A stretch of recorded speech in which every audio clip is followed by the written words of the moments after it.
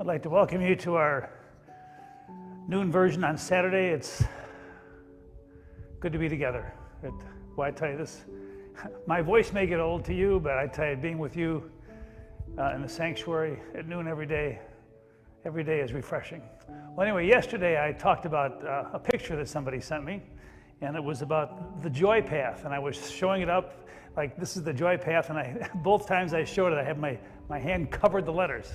So this is the joy path. And I guess part of the hope I have is that whatever path we are on, that because of our faith and the Spirit that brings us together, we can walk our path with a sense of joy. One of you shared this scripture with me. It's from the book of Proverbs, the 12th chapter. It says, "Deceit is in the heart of those who devise evil, but those who plan for peace have joy." And several of you have emailed me stuff about what the word joy means to you. We do have some good news, which may bring you some joy. I mentioned it yesterday, that our goal is that we will open for worship on Sunday, June 28th, and we'll have two services at 8:30 and 10:30. And then the following Thursday, July 2nd, will be our first Thursday evening service, hopefully outdoors. And things will be a little different, and there'll be some restrictions and some regulations, which we will get to you as time goes on. But just looking forward to sharing worship with you, those of you who can gather here, inside here, and then outside on July 2nd. I've been thinking a lot about the word joy. And joy is a little different than being happy. You know, I don't know about you, but I get happy and sad all the time. And I consider myself to be generally a very happy person, and I have lots of things to be happy about. But I've talked several times over the past 3 months about having those days when my spirit is overcome with a sense of sadness. And a lot of it is because of the virus turning our life upside down and what many of you have been through. And of course, now we're trying to work through this sense of injustice and the protests and just trying to get through all the chaos, and somehow we will. And in the midst of that, joy is that, I guess it's that ability to look at the world in happiness and sadness and trying to hold on to those moments that uplift us. And when we can be uplifted in the midst of lots of chaos and harshness, we can still have a spirit of joy. I was thinking about that a couple weeks ago. I was having one of those days where I was just kind of sad about all the stuff going on, and I was just about ready to leave. And one of you comes into the parking lot and through the front door.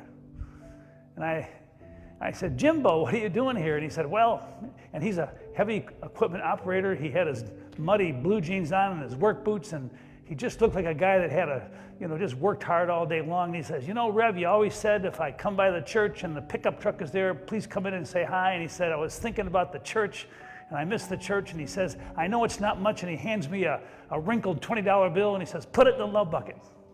Because I know it's not much, but I just want to help." And then he gets back into his car and he drives home to be with his family. And I just thought of the image of this guy coming in the front door, just wanting to just somehow make a little bit of a difference. And in the midst of my sadness, Jimbo's presence gave me joy because I saw in his spirit lifted up my soul and brought me hope and a little taste of joy. I know many of you know a good friend of ours in the church. He's entertained here for years. He's brought so much laughter and happiness and goodness to people, our good buddy Kieran Conway. And it's no secret that Kieran has had an incredibly long journey with cancer. And he's talked about it on Facebook. He has this ability just to somehow go through this journey, and yet he never forgets to say thank you. He never forgets to just somehow reach out to other people. He just recently lost one of his sisters who lives in Ireland.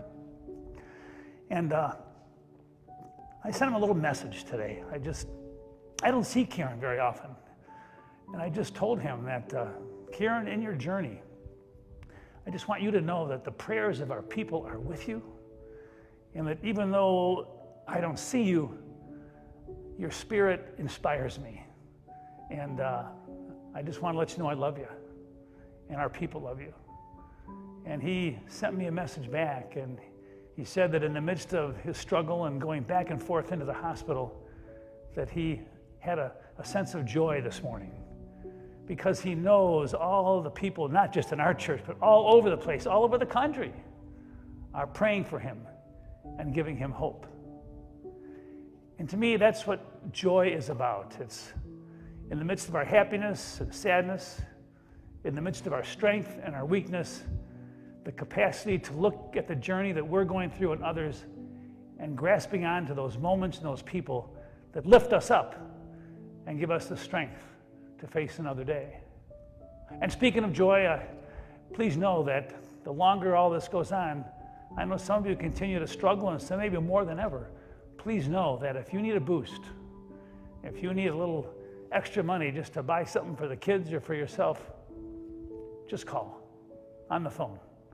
Hearing your voice would bring me joy. Maybe being able to help you would bring you some joy. And joy is that spirit that binds us together every day. It's good to be with you. Have a blessed day. And we'll be having worship here at 9:30 tomorrow morning on Sunday. Not in here, but online. Soon to be together. God bless you and love you. Thanks for listening.